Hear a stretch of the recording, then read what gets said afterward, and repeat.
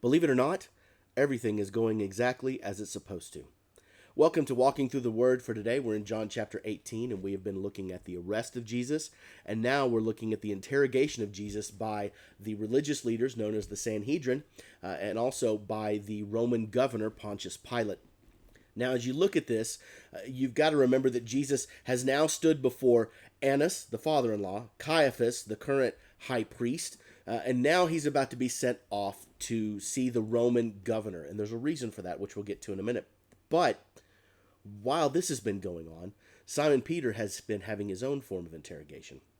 Remember, back just a few verses ago, back in verse 15 through verses 18, Peter was interrogated. He was led into the courtyard, and then he was asked, "Hey, weren't you one of Jesus' disciples?" And he said, no, not me. So he denied him once. We know there's still two more to go, according to what Jesus told Peter. So in verse 25, meanwhile, while Jesus is being interrogated, Simon Peter was still standing there warming himself. So they asked him, "You aren't one of his disciples too, are you?" And he denied it, saying, "I'm not." And then one of the high priest's servants, a relative of the man whose ear Peter had cut off, challenged him, saying, "Didn't I see you in the garden?" Now, you might be thinking, well, duh, yeah, it's obvious. You have to remember, though, back then there weren't street lights. They didn't even have flashlights. Any light that was had in the garden at the time would have come either from moonlight or it would have come from the torches that would have been brought by those that were arresting Jesus. There wouldn't have been any other light, so there were a lot of shadows, a lot of dancing, a lot of things that would not have been revealed. This allowed Peter to deny yet a third time in verse 27. Again, Peter denied it, and at that moment, a rooster began to crow. Now, before you start feeling sorry for Peter, which you will be allowed to here in a minute, I need you to understand that this was necessary.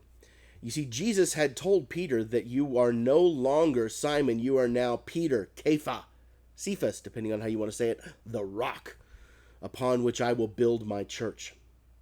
But Peter wasn't ready to have the church built upon him yet. He still believed that he could do it himself. He still believed that he had the ability and the power to control the situation. So Peter needed the opportunity to hit rock bottom so that he could turn to the only place where he would receive the true power that would allow him to become the rock. And so Peter needed to deny Jesus because up till now, Peter relied on his own stuff. But now, Peter suddenly found himself in a very hopeless and desperate situation. The one thing that he had emphatically denied that he was going to do, he did. He had sworn up and down, "I would die for you, Jesus. I will go to the death for you." And Jesus said, "You will deny me 3 times before the rooster crows." And Peter said, "Not I, Lord." And yet, here we are. Peter had relied upon himself, and now he had nowhere else to go. You could imagine the despair that Peter must have felt. You could imagine the horror that he would have felt at realizing this terrible prophecy.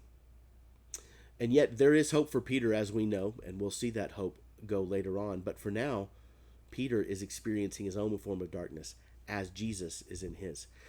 Now, as we are looking at Jesus in verse 28, as it transitions over to Jesus, and before we get into this a whole lot, there's 2 things of importance that I want to point out to you. Number one, you recognize that there's a lot of details that are skipped in John's gospel. There are other accountings that talk about Jesus going before the Sanhedrin and then going back to Pontius Pilate, then going over to Herod, okay?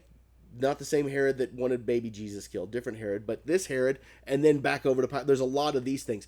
John just gets to the point. Those things to him didn't really matter. Remember what John's thesis was for this, that you may believe. That was the point of it. We talked about that, but that's what's going to be coming up here in just a couple of chapters, that you may believe that Jesus Christ is the Son of God. That's the point of this. So John's going to sometimes get rid of some of the fluff, some of the extra narrative that he didn't see was necessary for that. And the second thing is that we need to be careful not to place pity upon Jesus. We can certainly feel sorrow. We can certainly feel depths of anger at times, frustration. But pity is the one thing we should not feel, because Jesus, remember, this was his decision.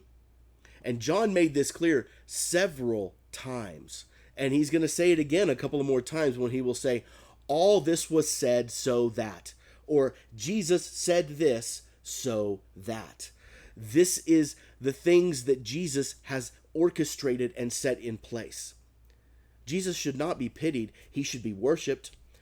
We can certainly grieve and mourn over the depth of this, much like Jesus grieved and mourned over the death of his friend Lazarus, whom he knew he was going to raise from the dead. Jesus knows what's going to be happening here. He knows that he's going to come back from the grave.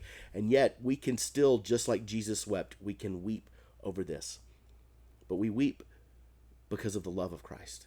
We weep because of what Jesus is going to do for us. So as you read this, mourn deeply, but please, no pity.